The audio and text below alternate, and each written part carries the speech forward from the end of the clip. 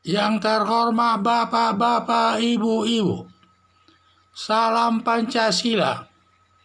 Bapak-bapak, ibu-ibu yang mulia video saya ini, tolong jangan lupa subscribe, like, dan di-share. Sifatnya gratis. Saya akan mengomentari kata Mahfud MD, Rizik Syihab bukan orang suci tapi sok hebat. Sumber saya dari YouTube, di mana Rizik Syihab ini dia sering merasa dirinya itu hebat dan juga seperti dia dirinya itu adalah orang suci dan sepertinya dia sok hebat lah ya. Itulah saya lihat. Jadi ini banyak permasalahan masalah Rizik Syihab ini yang ditayangkan di YouTube. Jadi banyak sekali berita-beritanya baik yang sifatnya positif atau negatif. Pada umumnya berita-beritanya itu negatif untuk pemerintah. Kata Mahfud MD, Rizik Syihab bukan orang suci. Pernyataan Mahfud MD ada benarnya. Jadi katanya Rizik Syihab ini bukan orang suci ini.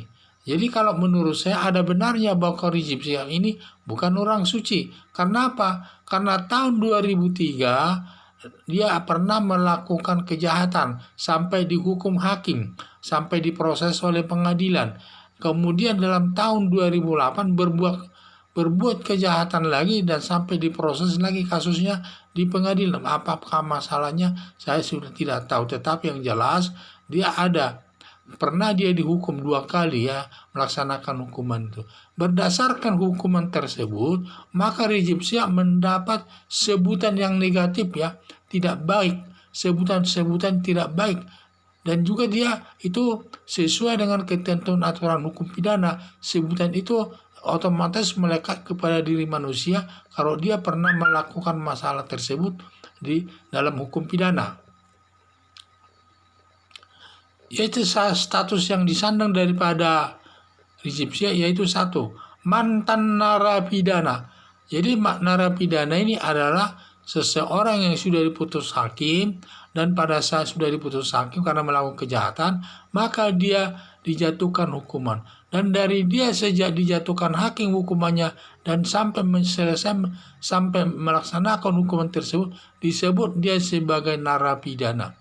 Tetapi setelah selesai dia menjalani hukuman penjara tersebut, maka baru bertambah namanya mantan narapidana. Jadi hal ini sangat tidak baik untuk sebutan seorang ustadz ini ya. Demikian juga dia adalah residivis. Residivis ini adalah seseorang yang sudah melakukan perbuatan kejahatan setelah diputus oleh hakim lanjut kemudian dia menjalani hukumannya di penjara. Setelah selesai menjalani hukumannya di penjara, belum waktu 5 tahun, maka dia belum lewat waktu 5 tahun, dia kemudian melakukan kejahatan lagi. Jadi namanya residivis itu mengulangi perbuatan kejahatan intinya ya.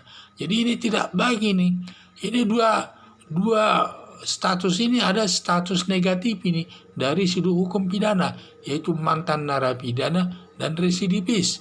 Jadi tidak pantas sebenarnya dia seorang ustaz menyandang gelar tersebut. Dan hal itu otomatis itu ketentuan hukum itu, bahasa hukum itu. Kalau orang pernah sudah menjalani hukuman sesuai putusan hakim disebut mantan narapidana. Apabila dia mengulangi perbuatan kejahatan itu lagi sebelum waktu lewat 5 tahun, maka disebut dia residivis atau mengulangi perbuatan kejahatan lagi. Inilah saya bilang, jadi hal ini tidak pantas diraih oleh ustadz ini karena dia tidak pantas dia disebut orang suci. Kalau orang suci pasti dia tidak pernah berurusan dengan hukum. Selalu pernyataan yang baik-baik saja dan sifatnya sejuk-sejuk saja bahasanya di tengah-tengah masyarakat tersebut. 2, tidak boleh disebut, dan juga Rizik Syihab katanya tidak boleh disebut overstay karena tidak terbukti perbuatannya. Tapi dalam bahasa hukum ada dugaan bahwa dia pernah diduga melakukan perbuatan pidana, apakah itu masalah pemungutan uang, apakah itu masalah stiker. Kemudian setelah diperiksa oleh polisi tidak cukup bukti, tetap juga namanya itu dugaan pernah melakukannya, tapi tidak terbukti. Di Indonesia sering terjadi demikian. Seseorang diperiksa dulu, setelah diperiksa tidak cukup bukti. Kalau tidak cukup bukti, dihentikan penyidikannya. Tetapi kemudian kalau terbukti lagi, ada 2 alat bukti, dapat diangkat lagi perkara tersebut. Itu masalah biasa, tapi disebut dia dugaan. Dugaan berarti dugaan itu overstay, sampai dia dipaksa keluar katanya dari Arab Saudi. Jadi ini saya lihat. Jadi tidak takut pulang, katanya Rizik Syihab hanya menyatakan dia tidak takut pulang, tetapi pemerintah yang takut kalau dia pulang. Nah, itulah yang disebutnya berbagai masalah yang sifatnya menentang daripada kebijakan Presiden Joko Widodo. Harapan saya supaya Rizik Syihab jangan selalu menentang kebijakan pemerintah, karena dia sebagai masyarakat biasa, dan kita harus menghormati Presiden Joko Widodo karena dia pilihan rakyat. Kalau dipilih oleh rakyat, semua warga negara Indonesia harus menghormatinya dalam melaksanakan tugas sampai 5 tahun ke depan. Seandainya Rizik Syihab pun presiden atau siapapun presiden, ya tentu semua rakyat harus menghormatinya. Tidak boleh tidak, wajib menghormatinya. Tetapi karena sekarang Presiden Joko Widodo sebagai presiden, kita harus menghormatinya. Dan kita tidak boleh mencari-cari kesalahannya. Karena kita sudah memilihnya, maka kita wajib mentaati semua kebijakan Presiden Joko Widodo. Sekian dan terima kasih.